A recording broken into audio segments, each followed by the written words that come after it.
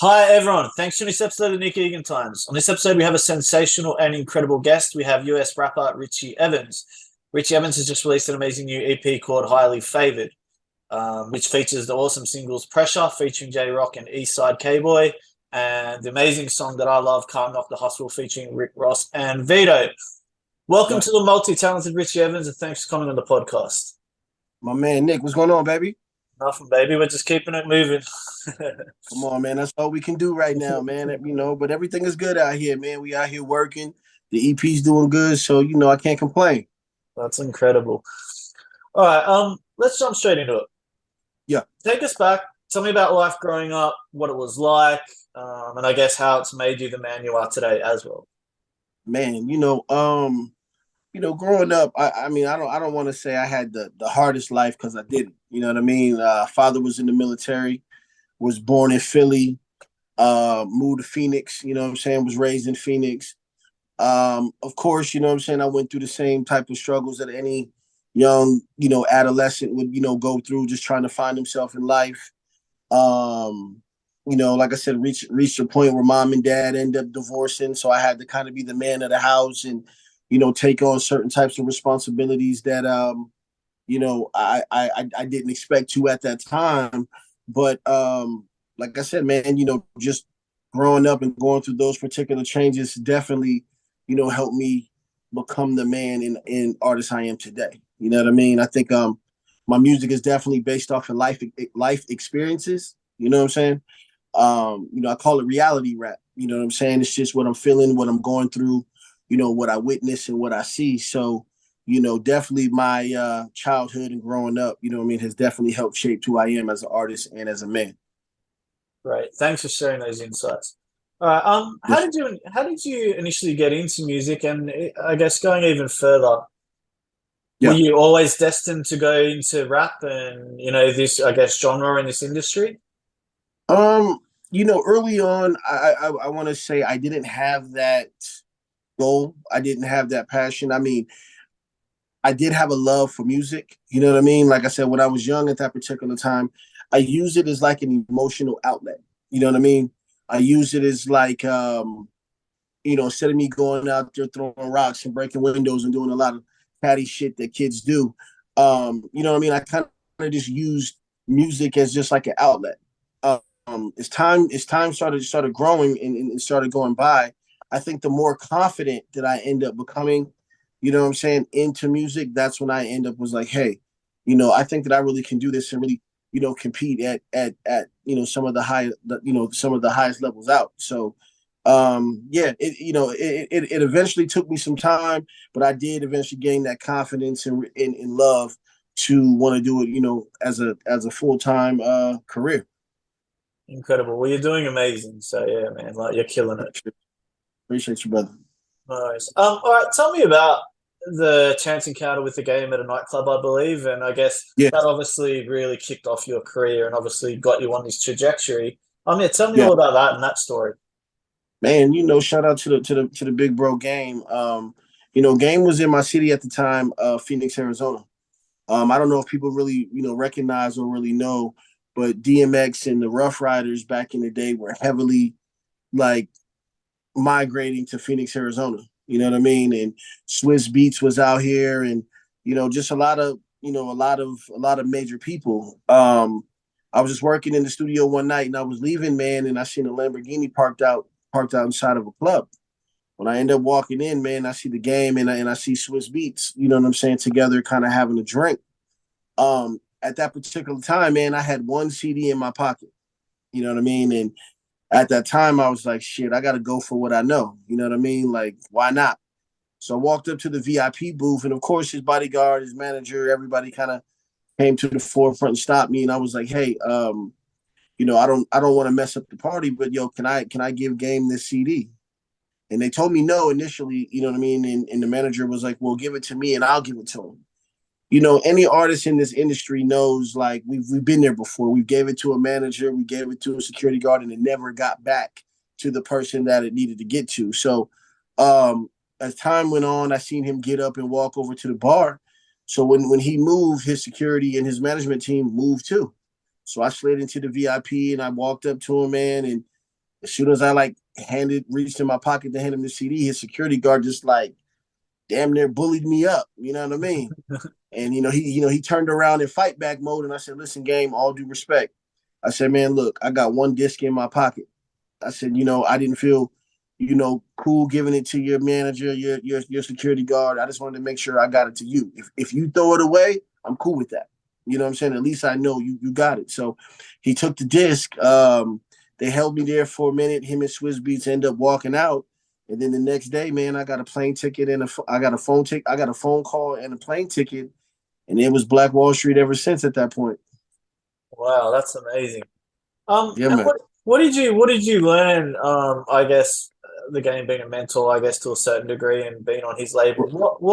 What did you learn? What experiences did you, I guess, Man, receive from it all? Yeah. man, truthfully, man, I learned a lot. I mean, the first thing that I want to say I learned was the work ethic that it takes to really be a successful artist in this industry. You know what I'm saying? One thing about it is, man, it really comes down to work and putting in them hours in the studio sessions and, really fine tuning your craft. I learned, how to make quality music. One thing about game, man, despite, a lot of, um, I call them off court antics, like, a lot of things outside of music kind of clouds a lot of his success. But like, he's one of the dopest artists ever to touch the mic. You know what I mean? He has people may not agree or believe, but you got to keep in mind he has one of the top dopest albums of all time in the documentary. I mean, that album goes up against the Chronic and Doggy Style and Stillmatic and what I mean, like the classic albums. So I definitely took the work ethic aspect from him. Um, I also, man, I learned from his successes also as well as his mistakes. You know what I mean? I think that when you do have a mentor and a person who is teaching you things, you're supposed to learn all facets from them. You know what I mean? The good and the bad. You know what I mean? And like I said, one thing about Game is, he's always had a short temper. You know what I'm saying? He's always had a short fuse, and I've always made sure that when I was in position to do business, that I would always make sure that I move with grace and move with patience. So like I said, man, I learned a lot from good and bad, man, and I wouldn't take anything back. Great, thanks for sharing that. That's yeah, I think that's a really great perspective too. Taking the good and bad. So yeah, I think Yeah, that's wonderful. All right, tell me about the new EP, Highly Favored. Yeah, I yeah, love the song Can't Knock the Hustle, especially with Rick Ross. yes, sir. Tell me about the new EP, and tell me also specifically about the Can't Knock the Hustle and the how it all Yeah, happened, the collaboration with obviously the great Rick Ross as well. yeah, absolutely. Like I said, man, we dropped a new EP called Highly Favored. Um, that definitely, um, how can I say it? Definitely needed to needed to be put out there so people can get an understanding of where I was at in my career at this time. You know what I'm saying? And what I mean by that is, I wanted people to hear me. You know what I mean? I wanted people to get an understanding and blueprint of kind of how who I am and what I'm about and what my story was. You know what I mean? And I think that with this project, I definitely got that across to people. Secondly, the Can't Knock the Hustle record, man, is just, I've always been a fan of Ross. I think Ross is one of the dopest artists out who makes high quality music, as well as high quality business. You know what I'm saying? I think that he's one of the few executives and elder statesmen in this industry, man, who really motivate and really pump a lot of positivity into the young artists such as myself. I was out, like I said, I was out in LA working on the Highly Favored EP, and me and him happened to end up staying at the same hotel.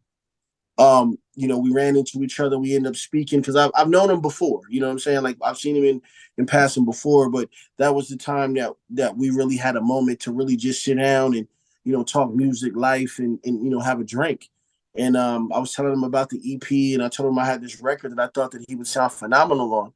So he asked me to play it for him, man. And when I played it for him, he was like in amazement. He was like, "Man, this record is fire." And I was like, "Man, I appreciate it." So I gave it to him, and then I want to say 48 hours later, man, he sent it back to me, and we started working on video plans from that point, and And that's what you get, man. Can't knock the hustle. Richie Evans and Rick Ross. It's a masterful piece.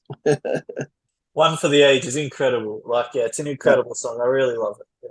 absolutely. And where I guess for the overall music of the EP, and I guess going backwards and in the future, where do you draw your inspiration specifically for the music and the songwriting as well? Um, like I said, life experiences. You know what I'm saying? Like my motivation comes from just, I come from Phoenix, Arizona. I come from a city that's not on the map like in LA or Chicago or New York and in Miami. And it drives me to be, since I am one of the faces, or pretty much the face of Phoenix at this particular time, man, it drives and motivates me to try to get us to that next plateau. You know what I mean? And let people know that there is quality music and there is quality artists and rappers out here. You know what I mean? So that's definitely a motivational piece. And also, man, just, you know, self driven. You know what I mean? Like I just believe that the music that I make is super dope and at a high level. And I think people should want to fuck with me, man. I'm a cool dude. I make great music and do fly shit. So, you know, I think that's what it is. Definitely, couldn't agree more. Um, Tell me, what does Phoenix mean to you? Man, Phoenix is home. You know what I'm saying? It's where I was raised majority of my life. You know what I mean? And I feel that I'm a staple in it, and I'm helping create something that some people don't even really understand. You know what I mean? Like I said, man, we're starting to get our recognition. Of course, the Phoenix Suns, you know what I mean, with Devin Booker and Kevin Durant, we're getting a lot of national attention. Of course, from football, the whole Kyler Murray and Arizona Cardinals situation, and now, like I said, in the entertainment world, artists such as myself, man, we're really starting to gain a lot of national insight, which is helping us, what I'm saying, grow this culture that we're trying to produce here. So, Phoenix is everything, man. You know what I'm saying? I definitely want to do my part and do my piece to be an additive piece to the puzzle, man, to make the city blow up as it should. Tremendous. All right. What's the best piece of advice you've ever received? The best, hey, keep your head down, chest out, and prayers up, and execute. And I use that, what I'm saying, through my day-to-day life. There's so much noise out in the world. You know what I mean? Like if you got a goal, you got a dream, you got to lock in. You got to hone in on it. You know what I mean? Put your head down, strap your boots, put your chest out, put your prayer to God, and go to war with it. You know what I mean? And that's been something that definitely has helped me accomplish a lot of my goals and dreams that people think that are impossible. Cool. And for a young Richie Evans that is starting out, what advice would you give them? I would say believe in yourself more. I mean, I've always been confident. You know what I mean? I've always been motivated, self motivated, and self driven. But like I said, when you come from a city that doesn't have the infrastructure and have some of the resources and connects and people that you need, man, you got to go out there and figure it out on your own. And through that time, what I'm saying, as me figuring it out, there was a lot of things that I truly believed, but I didn't know if I should do them or not because again, I never walked down that aisle before. You know what I mean? But as time permits, you know what I'm saying? My gut and my feeling was right. And I should have, I should have stayed on that path. But I mean, like I said, just to my younger self, I would just say, man, continue to believe in yourself, man, and keep pushing. Terrific. What are your ambitions for the future? Where do you want to take your career? Man, you know, truthfully speaking, man, one of my biggest goals is, I want to bring hardware to the city. I want to bring championships to the city. You know what I mean? Accolades, off this EP, I got my first plaque. You know what I'm saying? We charted at number 25, and that was a big deal. You know what I mean? Now, like I said, we're pushing this Can't Knock the Hustle. Hopefully we can get that to gold or platinum. You know what I'm saying? And, like I said, keep on pressing. I think that the world takes you a little bit more serious, you know what I'm saying, when you show off your hardware. You know what I'm saying? So I definitely want to be a staple in the game. And like I said, man, I just want to put points on the board, man, and keep winning. Congratulations to you on the park, man. You know, it's truly amazing. So yeah, well done. All right. Aside from music, and obviously you're definitely busy with that. What do you like to do in your downtime? Hobbies, passions. Man, truthfully, man, like I'm big on balance. I love movies. You know what I'm saying? I love to, you know what I mean, watch different type of movies. I love to travel. You know what I'm saying? I love to spend time with my people. You know what I mean? And shit, I love to cook. And like I said, I definitely like to, be at home and relax and regroup and enjoy. You know what I'm saying? Some of the fruits of your labor that you work hard to get. You know what I mean? So yeah, I definitely do the regular thing when I'm not out there being rock star Richie. You know what I'm saying? Cool. And if you're 18 again and you could change anything, can be personally or professionally, what would you change? Um, this may sound a little bit crazy. I wouldn't change nothing. You know what I mean? I feel like, you know what I'm saying, my life is, God got me in a position or timing how things is supposed to be. You know what I'm saying? My accomplishments are gonna come when they're gonna come. Or if they don't come, you know what I'm saying, you know, uh, there must be some type of reason for that and God don't make mistakes. So, I'm gonna just keep growing, keep learning, and keep executing, you know what I mean, to get to where I'm trying to go until, he shut the lights off on me. Awesome. Um, and if you could look back, obviously, I guess you're only starting out and you've had a short career so far. What is the biggest key highlight that, you just stands out in your brain so far that you're like, man, that was a cool experience or that was a great highlight? I got two of them. Like I said, receiving my first plaque, like that was a big deal because, like I said, that was under my company, my vision, my goal, my team. You know what I mean? Like, that was something to show people like I'm not crazy. You know what I'm saying? Like, nah, like that was the accolade. So I definitely would say that. Um, and another one, man, would just, like I said, to collab and to meet and do business on a personable and uh business level with Rick Ross, man, just is a monumental testament to where I'm heading. You know what I mean? Like I said, for people like him to respect and appreciate some of the shit that I'm doing, really just keeps my confidence at an all-time high to keep going. Definitely. Um, Richie, thanks for coming on the podcast. I do appreciate it. It's incredible, your journey, your career. I'm really going to watch you closely, and I look forward to seeing your trajectory just keep going higher and higher. Man, listen, I appreciate your time, Nick. Like I said, anything you need from me, we definitely got you. And like I said, man, thanks to everybody. Make sure you guys check me out on Instagram. It's Who Is Richie, the new EP, Highly Favored. And make sure you get that single Can't Knock the Hustle featuring Rick Ross. Richie. Incredible. Incredible song. Take care, sir. My man. Take care.